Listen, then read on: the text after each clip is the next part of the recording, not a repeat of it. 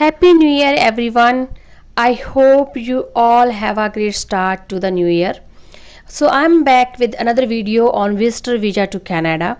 If you are a visitor, temporary worker, or student, you may require to renew your status in Canada before it will expire.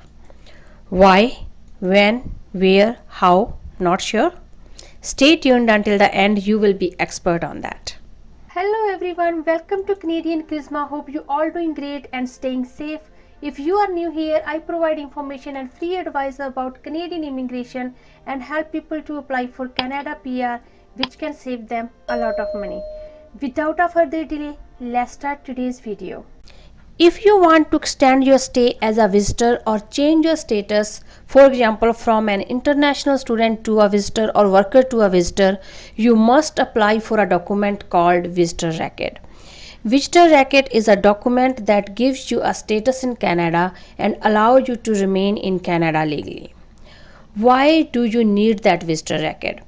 When you first come to Canada as a visitor or a temporary resident, to enter Canada you need one of these two documents along with your valid passport and travel document. So one of that document is a visitor visa, also called a temporary resident visa, or an electronic travel authorization ETA. After you enter Canada, at the port of entry, the immigration officer will put a stamp with an expiry date of your stay in Canada on your passport or on your study permit or on work permit, the date that you must leave the Canada. This is not that date included on your visitor visa. You could have a visitor visa for 8 years or 10 years or 5 years. So the expiry date on visitor visa is separate than the date you should leave the Canada. So that's a different date. If you don't get the stamp on your passport by an immigration officer, that means the expiry date is 6 months from the day you enter Canada. If you want to stay more than 6 months, you need to apply for a visitor record. If you want to extend your stay in Canada as a visitor, which means you want to stay in Canada longer than the expiry date given to you by the immigration officer, or if you want to change your permit type from a study permit to a visitor record or a work permit to a visitor record, you must apply for a visitor record document. A visitor record is a document that continues to give you a status as a visitor in Canada and allow you to stay longer. Your visitor record will have a new expiry date, at which point you must leave the country or submit another extension to remain in Canada legally. Means you need to submit for another extension, another date on your visitor record. A visitor record is not a visa. It doesn't guarantee that you can leave and then re-enter Canada. It's not a visa. To enter in Canada, if you plan to travel outside Canada and you need a valid entry document, such as a visitor visa or ETA to return to Canada. So visitor visa is not a visa. To enter in Canada, you need a visitor visa. But the visitor record is a document which gives you a date by the date you need to leave the country. So when you should apply for a visitor record? If you want to extend your stay as a visitor or change your status, you should apply for a visitor record at least 30 days before your current status expires. So where you need to check that status, you could have a stamp on your passport or on study permit or on work permit. If you do not have that stamp, remember you have only 6 months the day you landed in Canada. So that is the expiry date of your current status. So that's how you need to apply 30 days before your current status expires.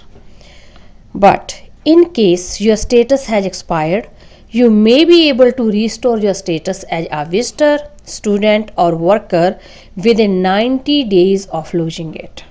You may be able to restore your status within 90 days of losing if you lost it because you stayed in Canada longer than the period authorized for your stay, but not longer than 90 days of your expiry date. Or you changed employer, location of employment or type of work, occupation, or level of responsibilities before getting a new permit. Or you change the type of studies, educational institutions, location of studies, or times and periods of studies without applying to change these conditions on your study permit if they were specified on your study permit. You may still be eligible to restoration if you continue to meet the initial requirements for your stay and have not failed to comply with other conditions imposed. So let's get back to the visitor racket. What is the eligibility requirements for that? To apply for visitor racket, you must have a visitor visa and you are a temporary resident who is already in Canada. Your current temporary resident status must be still valid. You should ensure that your passport will be valid for at least the same amount of time as you requested extension. So suppose your passport is valid for only 4 months, it will get expired in 4 months and you are applying for 6-month extension, you will not get that. So your passport should have valid, like long expiry date to apply for this visitor racket. What are the required documents to apply for a visitor racket? So first, what you need to do, you need to fill out an application to change conditions, extend my stay or remain in Canada as a visitor or temporary resident permit holder, which is IMM 5708. You need to submit a photocopies of the passport pages clearly showing each of the following: the passport number, the date of issue and expiry, your name and date of birth, the stamp made by Canadian authorities on your most recent entry into Canada, and any other marked page. If any other page has stamp, any kind of stamp or mark on that, you need to submit that all photocopies of your passport pages. If you did not use a passport to enter Canada, then you need to submit the photocopies of your travel or identity document such as citizen certificate, birth certificate, etc.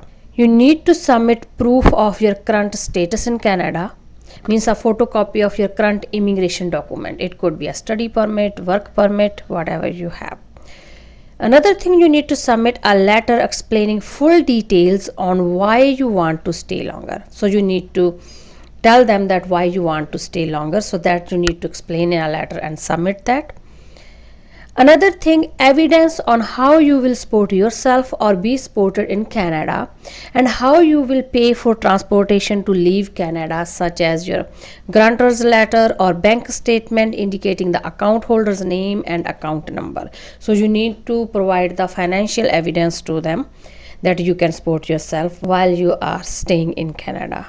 Another thing, you need to submit the photocopy of your marriage license or certificate if it is applicable to you, if you are applying for yourself and your spouse, or you are a spouse of a permanent resident of Canada. So in that case, you need this document, a marriage certificate. Another thing, details about your plan to leave Canada and the means of transportation, when you are leaving Canada and how you will leave, by air, by car, or how you're going to do that. After that, proof of your payment that you paid that all fees. Find out if you need to give biometrics. You only need to give your biometrics once every 10 years. So if you already gave within last 10 years, you no need to give another biometrics, but you need to check that when you give your last biometrics. If you need to, you can give your biometrics in Canada. How much do you need to pay for this visitor racket? To extend your stay as a visitor, per person you need to pay $100 fees. To restore your status as a visitor, if you did not apply 30 days before and you stayed 90 days, within 90 days your expiry date, then you need to pay $200. To restore your status, you need to pay $200 fees. Next is how to apply. You should apply it online because you will get fast if you apply online. Step 1 is to apply online, log into your IRCC secure account with your GC key, user ID and password if you have one that, or with a sign-in partner if you have that account. If you do not have any account, just create an IRCC secure account with GC key, user ID and password and log in into that. If you need help to create a GCC user ID and password, then you can watch this video. This can help you to create a GCC user ID and password. After logging into your account, step number 2, answer some question to start the application. So answer these questions, click on next, you will get some more questions and keep answering them, and at the end you will get to the main page where you can find the forms. Then download and fill the IMM 5708 carefully and completely. Keep a copy for your record of this form. After that, sign and date your form. Then step number 4, pay the fees online and get the payment receipt. You need to pay $100 per person to get a visitor record. Next step is upload all the required documents along with the fee receipt. So we already discussed which document we need to upload, and you will get in your application like this. You can get the list there as I showed you this in this picture. So you will get that list. Upload all the documents along with your fee receipt, and at the end just check thoroughly and submit your application. Each member of your immediate family, spouse or common law partner, dependent children, if you all are on visitor visa here, who wishes to remain longer in Canada must apply for permission to do so.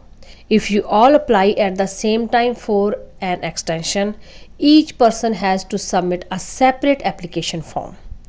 All appropriate documentation and the required fee for each person must also be included. If you need help to fill out IMM 5708 and with how to upload and where to upload all the documents, please just subscribe my channel and press the bell icon for that upcoming video. If you like my videos, please hit the like button. It gives me the motivation to make more videos for you guys.